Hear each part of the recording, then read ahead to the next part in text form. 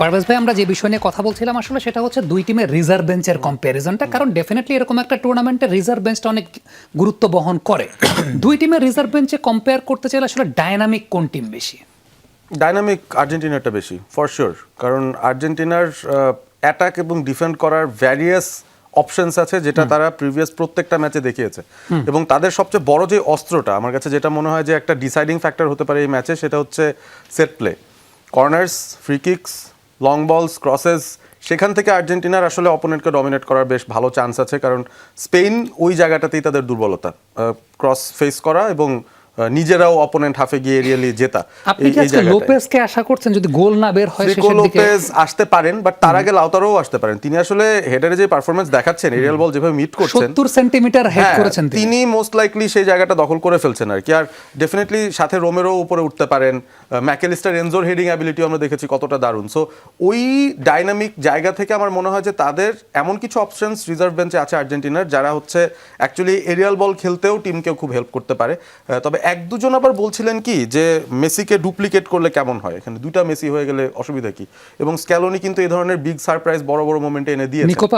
নিকোপাস মানে why not আর কি, মানে মেসি ডুপ্লিকেট করেও যদি একটা সিচুয়েশন দাঁড় করানো যায়, সেটাও একটা বড় সারপ্রাইজ হতে পারে ফর দি অপোনেন্ট। বাট আমার মনে হয় যে আর্জেন্টিনা তাদের ট্রাইড এন্ড টেস্টেড পন্থায় যেতে পারে, যেখানে তারা উপায় না দেখলে লাস্ট রিসর্ট সেটা হচ্ছে গিয়ে এরিয়াল বলে যাওয়া, ক্রসেস নিয়ে আসা।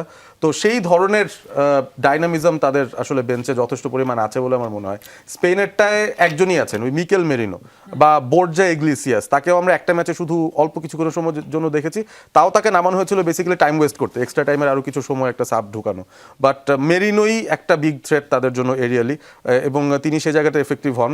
বাদ বাকি যে কাজ স্পেন করে, always on the ball, on the ground. So তাদের চেঞ্জেসগুলো প্রেডিক্টেবল, এবং এই প্রেডিক্টিবিলিটিটা আর্জেন্টিনার একটা অ্যাডভান্টেজ হতে পারে। ওকে শায়েক, এই জায়গাটা দুই টিমের রিজার্ভ বেঞ্চ নিয়ে যদি অ্যানালাইসিস করতে বলি, রিজার্ভ বেঞ্চ দুই টিমের দুই রকম, বাট মানে এখানে যে জিনিসটা ফ্যাক্টর সেটা হচ্ছে যে স্পেন ছকে বাঁধা সাবস্টিটিউশন, কোনো কাউকে দেখে কোনো রকমের চেঞ্জ নাই, কোনো ভ্যারিয়েশন নাই, যেটা আগের থেকেই সবাই জানে সিলেবাসে কি আসবে সেটাই হবে।